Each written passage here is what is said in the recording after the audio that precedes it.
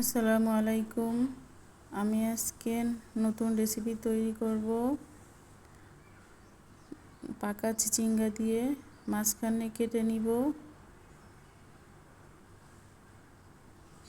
তারপরে এর ভিতরে নরম অংশ বের করে নিব চামচের সাহায্যে। আমরা তো সবসময় কাঁচা চিচিঙ্গা খেয়ে থাকি, কিন্তু পাকা চিচিঙ্গাও অনেক টেস্ট লাগে, অনেক টেস্ট। একবার খেলে আপনারা বারবার খেতে চাইবেন।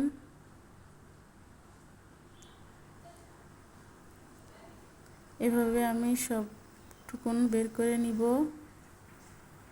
আমার বের করে নেওয়া হয়ে গিয়েছে।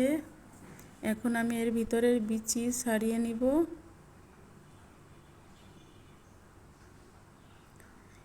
এভাবে বিচিগুলো সম্পূর্ণ ছাড়িয়ে নেব। দেখেন, সম্পূর্ণ বিচি আমি ছাড়িয়ে নিয়েছি। এরপরে আমি নিয়ে নেব পেঁয়াজ, রসুন, কাঁচামরিচ, এগুলো কুচি করে নেব। কড়াইতে রান্নার তেল দিয়ে দিব। এরপরে কুচি করে রাখা পেঁয়াজগুলো দিয়ে দিব।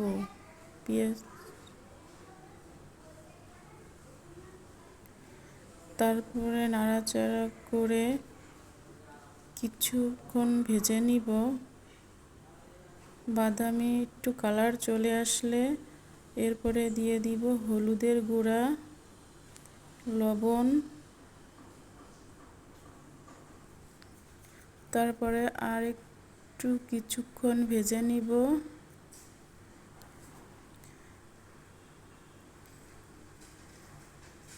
তারপরে দিয়ে দেব চিচিঙ্গা। এরপরে একে নেড়ে চেড়ে ভেজে নিতে হবে কিছুক্ষণ। ভাজতে ভাজতে পানিটা শুকিয়ে যাবে। পানিটা শুকিয়ে যাবার পরে এরকম হয়ে আসবে। তখন বারবার নাড়তে থাকতে হবে যাতে পুড়ে না যায়।